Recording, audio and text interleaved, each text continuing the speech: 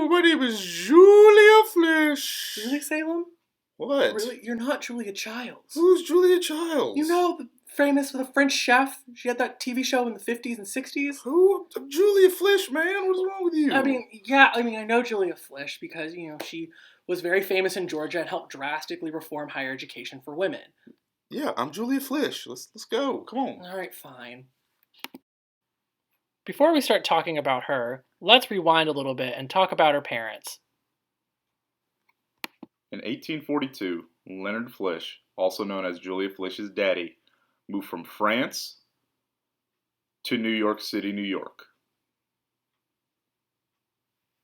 Although he was Swiss, he lived in France. Weird, isn't it? Anyway, he was a Swiss baker and a confectioner. Isn't that cool? He was able to make candy. Salem, don't forget that was his main source of income. Salem! Candy. Oh. Well, for some reason, Leonard decided he wanted to move to Richmond, Virginia. There's no real reason why someone would willingly want to move there, but he did meet Pauline. Holzapfel. Holzapfel? Is that how you say it? She's the love of his life anyway. She was born in Germany and moved to America as a child. Leonard and Pauline got married in 1856. So both of Julia's parents were immigrants and began to embody the American spirit of independence rather than a patriarchal and traditional value of the old country. They valued their marriage as a partnership and made a united decision to move down to Georgia. So after they made their decision to move to Georgia, the newlyweds decided to move to Augusta, Georgia, and make a new life for themselves by opening up another confectionery shop and ice cream parlor. Because what else is there to do in Augusta, Georgia? Pauline had a huge part in running the business, so she was an equal partner with both the finances and in their marriage. 30 days after the 1st of January, 1861... Hey Foster, isn't that the 31st of January? Yeah, but who's counting? The great pioneer was born. She was the second child of Leonard and Pauline, but we won't be talking about her other siblings, because then it would be the other siblings of Julia Flisch. Ever since she was born, her parents stressed education and knew Julia would be very smart. She considered them her role models because of their perseverance as immigrants in America and the fact that her mother was considered such a partner by her father. When she was a child, they changed scenery a little and moved to Athens, Georgia, across from the University of Georgia.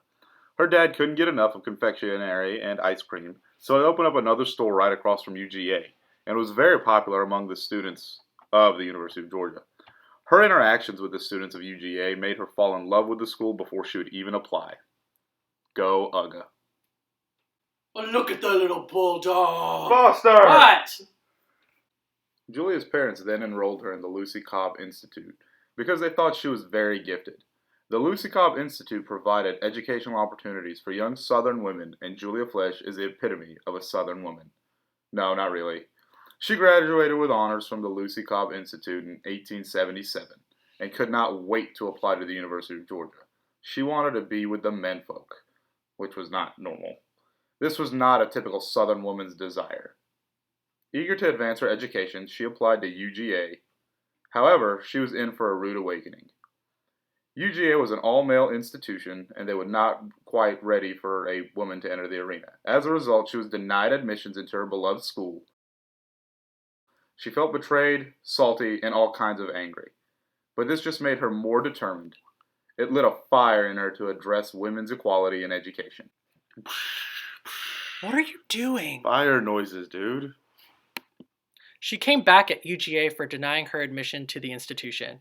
At 21 years old, she anonymously wrote the Augusta Chronicle saying, "Give the girls a chance."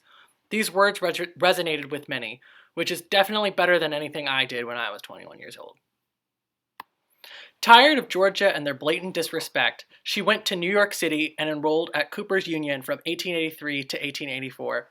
While in New York, she studied typewriting, shorthand, and telegraphy. What's telegraphy? It's using a telegraph machine to make like Morse code messages to people. Like texting? Sure, a little bit. Not really. With all those skills she gained, she published her first novel in 1886, entitled Ashes of Hope. Her novel was about three women looking for independence. She was really into women's rights and their independence. She even talks about two women who got married by choice. They weren't forced, and that was very important to her. She felt women should have the choice whether or not to get married. All of the women featured in her novel were strong-willed, and this resembled her personality.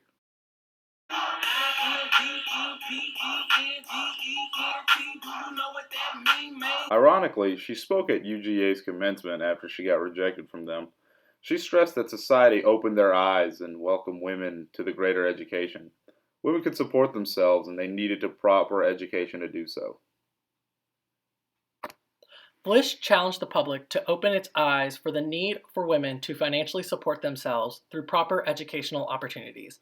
She would not give up and everyone noticed. Because of her efforts, she was the only woman asked to participate in the groundbreaking ceremony in 1890 of Georgia Normal and Industrial College, which is now known as Georgia College and State University. At the groundbreaking ceremony, there was a huge audience with parades and cannons everywhere. Newspapers even described her speech and recognized the groundbreaking and stance she had on higher education and women and people and things. That's funny.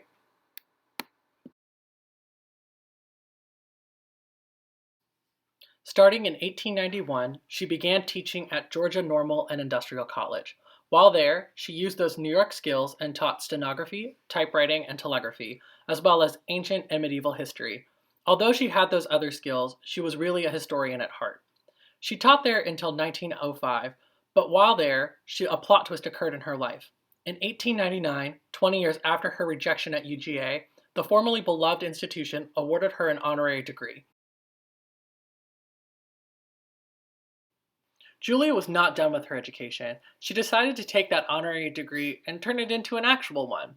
To further this education, she decided to go to the University of Wisconsin in Madison in 1905 to earn both a bachelor's and master's degree. Like I said before, her heart was really in history, so that's what she got her degrees in. She studied under Frederick Jackson Turner, a leading historian and very popular among students across the nation. She had 2 of her research papers even published by the American Historical Association. So what you're saying is Julia Flisch is like the honey badger. The honey badger? How's she like a honey badger? You know, honey badger don't give no... You can't say that! We're just for a project! Oh, well, you know, I'm sorry, Dr. Palmer. After getting her bachelor's and master's degree, she moved back to Georgia. She really can't get enough of that state, as you can notice. When she came back in 1908, she put that new education to use and taught history at the Tubman High School for Girls. She then moved again after the teaching gig and started as a Dean of Women in 1925 at the First Junior College in Augusta. Now that's what I'm talking about. Yeah, student affairs. The president chose her because of her distinguished educational background and influence on Georgia. As the Dean of Women, she was also a professor of history. She really can't get away from history. Meanwhile, the male faculty were salty that she was there, and they just tried to sabotage her. They encouraged men to disrupt her class, but shame on them because those students loved her. Julia ended up drawing in the male students because of how amazing she was. When the president retired, Julia slightly moved up in ranks, but the Dean of Men was still above her.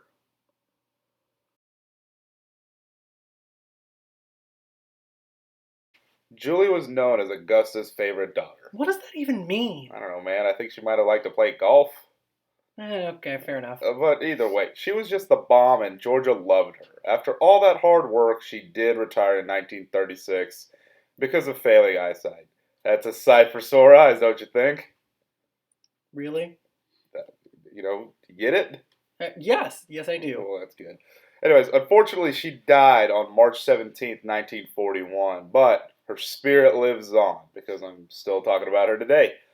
And on top of all that, in 1994, just 21 years ago, she was also inducted into the Georgia Women of Achievement. So once again, still boss.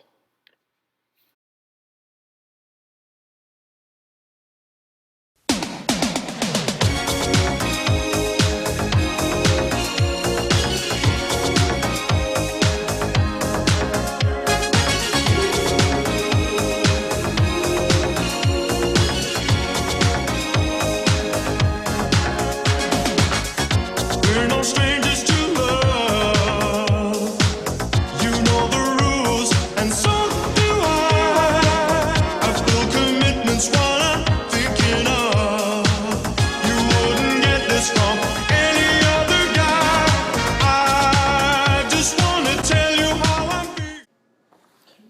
drawing a bird.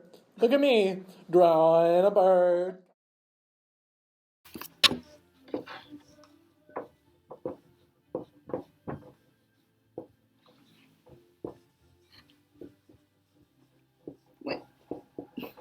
Of course.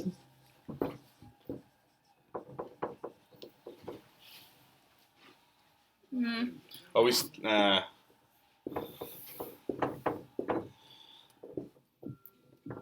Actually, I got a better idea. Let's redo that because. Illustrator. Huh? Oh. We're not redoing this. Let's just redo it. Why are we redoing this? Because it's all on itself. Ah! I've got a better idea.